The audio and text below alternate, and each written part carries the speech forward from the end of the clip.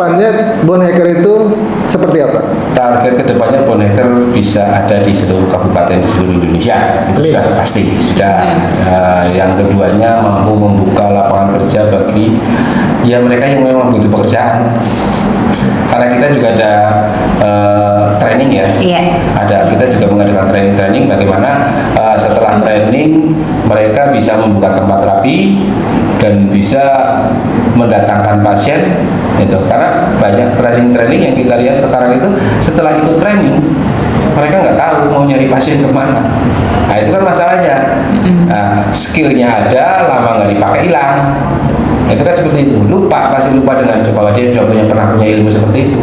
Nah di sini kita juga di training kita bisa magang, Mas. Setelah ikut training ini kita bisa boleh magang di seluruh tempat yang ada ada cabang bone hacker di situ. Mereka bisa magang di situ, magangnya berapa lama terserah. Gitu. Kalau tempat menginapnya gimana? Menginap aja di tempat terapi sudah. Itu seadanya tentunya ya. Jadi nggak perlu mengeluarkan biaya gede-gede. Intinya kita berusaha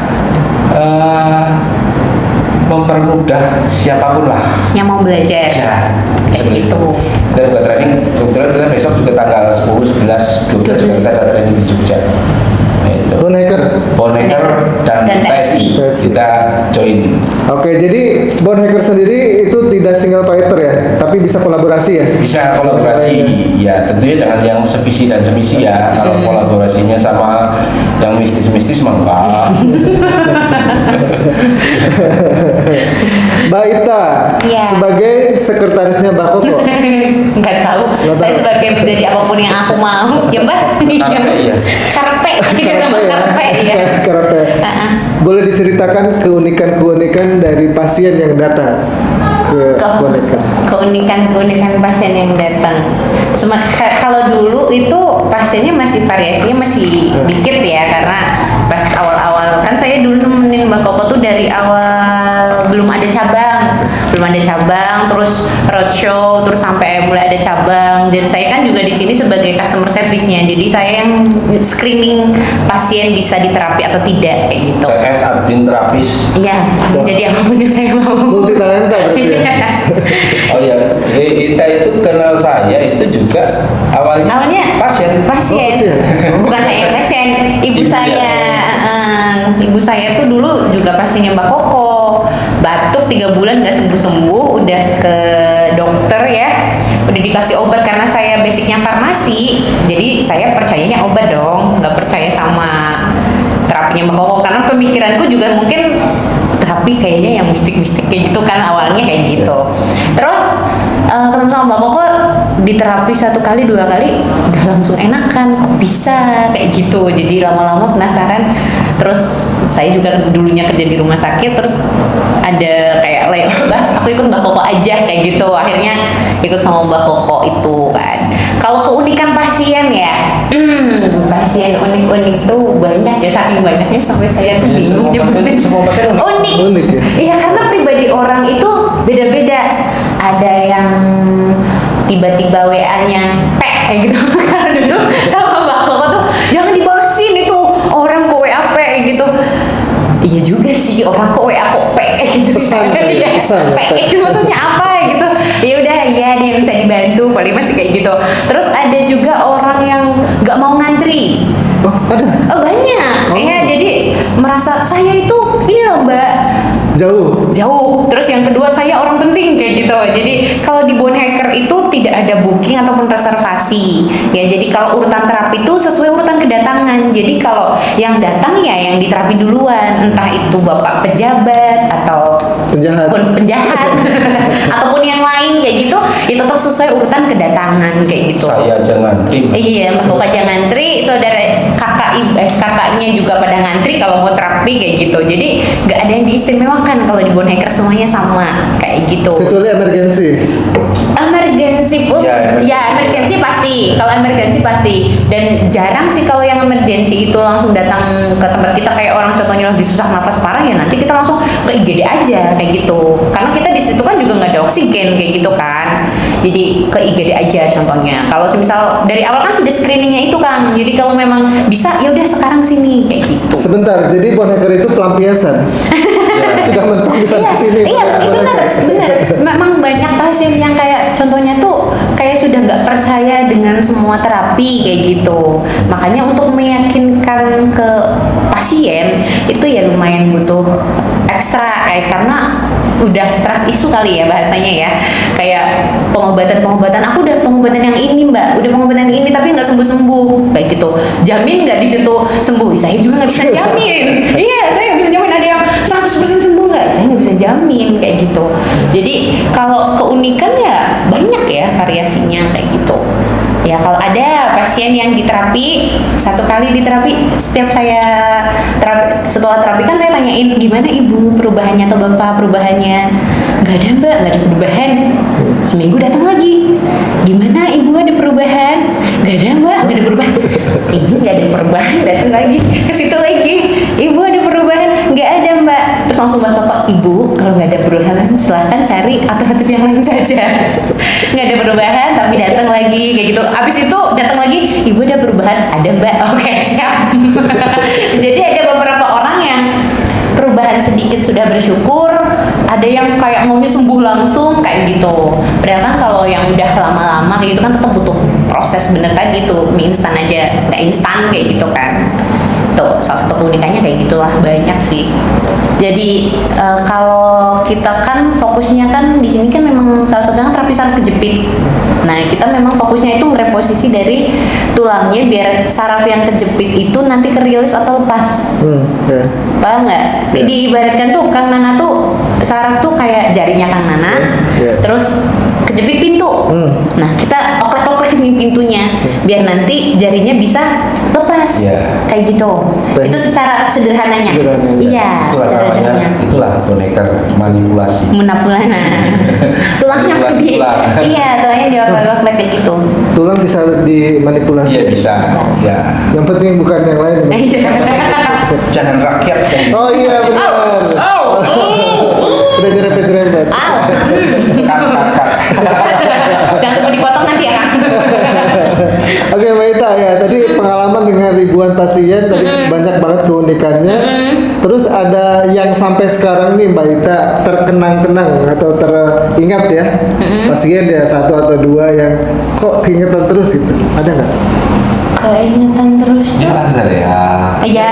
Jadi biasanya pasien anak-anak. iya, kalau saya kan lebih ke kadang lebih sering pegangnya pasien anak-anak. Kalau pasien yang mau diterima, mau dipegang sama yang perempuan kayak gitu, itu terutama yang anak-anak.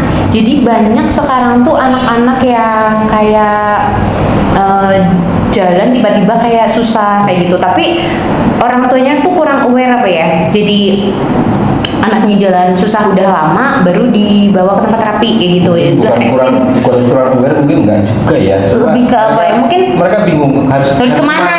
Iya, mungkin bingung harus kemana karena sudah ke dokter sudah kayak gitu, sudah ke mana aja, sudah kemana-mana kayak gitu nggak ada perubahan. Akhirnya kadang juga akhirnya udah kayak putus asa ya. Tapi kalau anak-anak itu masih ada kayak semangatnya.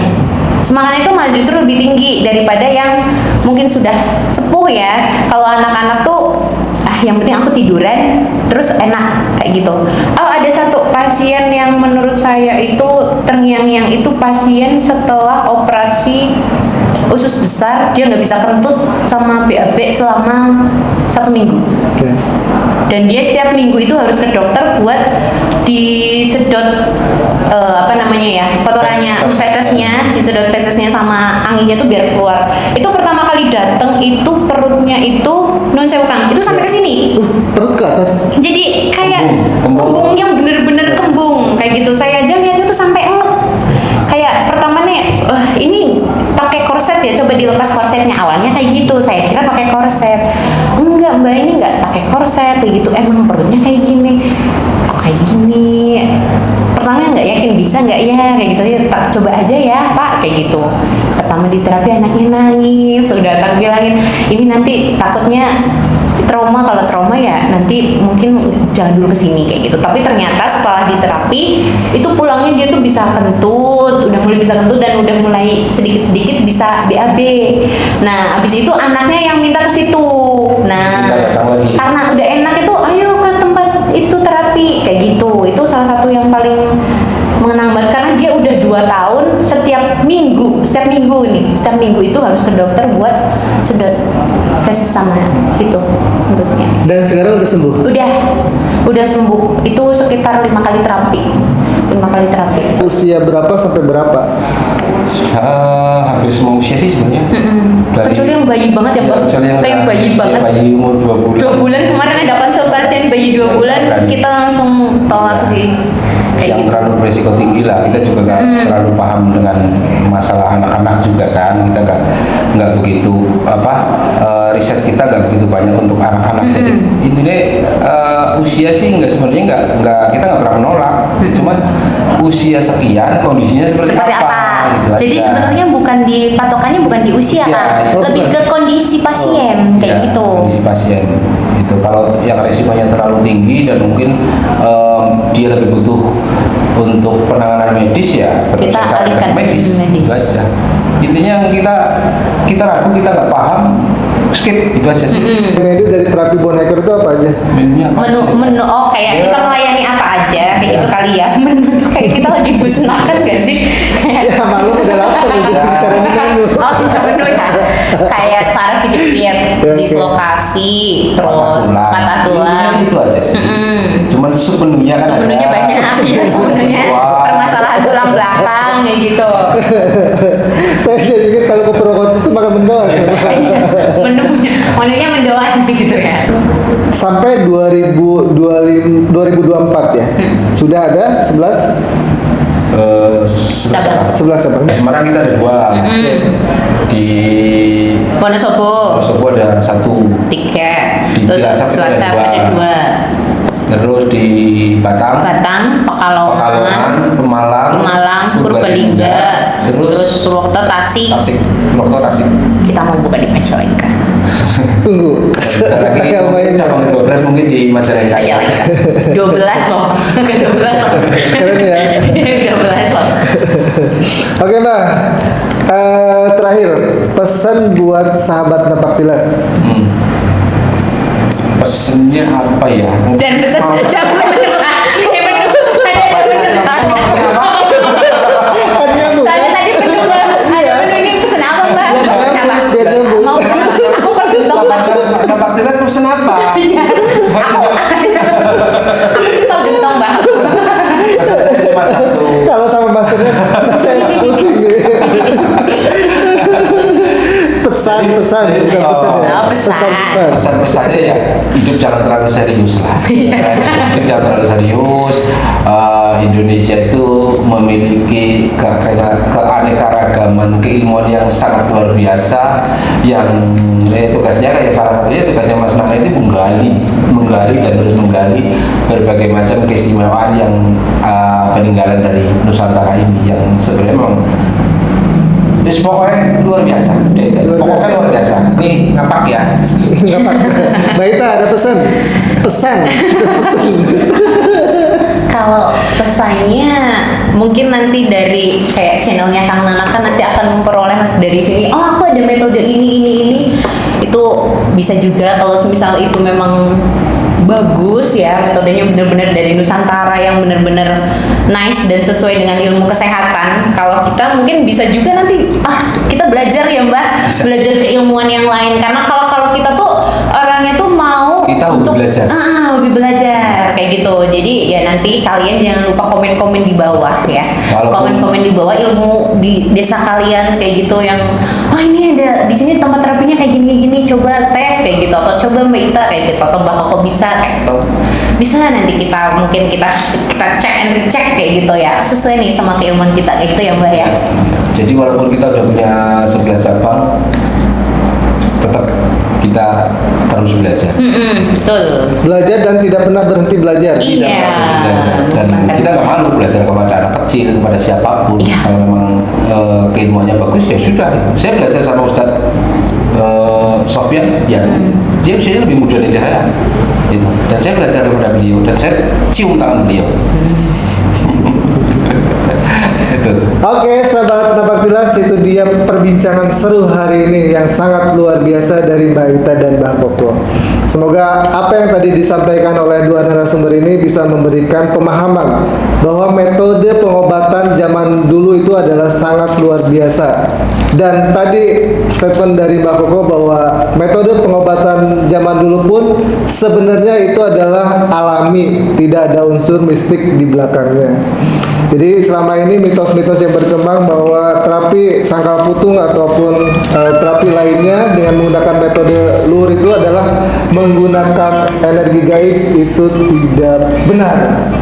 Sampai jumpa di episode selanjutnya. Salam budaya. Terima kasih Mbak Koko, terima kasih Mbak Ita. Sama-sama.